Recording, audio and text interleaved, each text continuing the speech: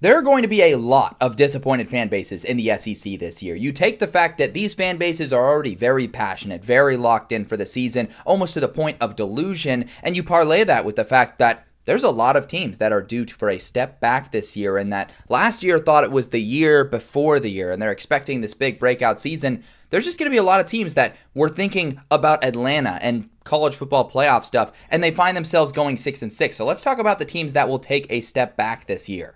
When we're talking about teams that could fall off or take a step back, it's not going to be any of these 6 teams. They're projected to break out or have a bounce back year, and in a lot of cases, a fall off isn't going to be like super crazy. Like Auburn, Mississippi State, and Kentucky can't really fall off that much. Arkansas just eked into a bowl game, and so if they're in that same territory, it's not this huge surprise. And then with Florida and Oklahoma, I don't think their floor goes much lower. Like if Oklahoma just has another 6-7 year, it's not this like crazy fall off that they have. In fact, they're projected to break out and do better this season.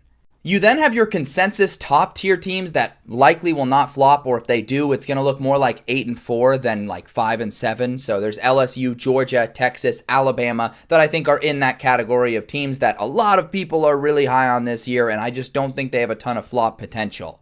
Which leaves us with these 6 SEC teams, each of which are coming off of a good to great to even a fantastic season in some of these teams' cases. And the reality is, multiple of these 6 teams are going to need to take a step back this year just because of how the math works out. It's not likely a lot of these teams have a repeat successful season.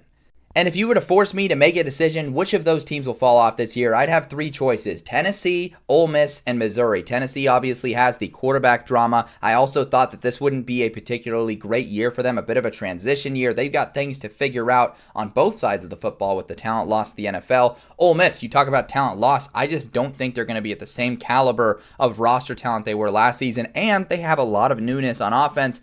Then there's Missouri. They just brought in so many pieces via the transfer portal that are going to be super key for them this year, so their flop potential is certainly there. I think it's very likely that one of these 3 teams ends up hovering around 500 despite preseason expectations to be competing for an SEC title, and I think all 3 are going to fall short of their expectations this year.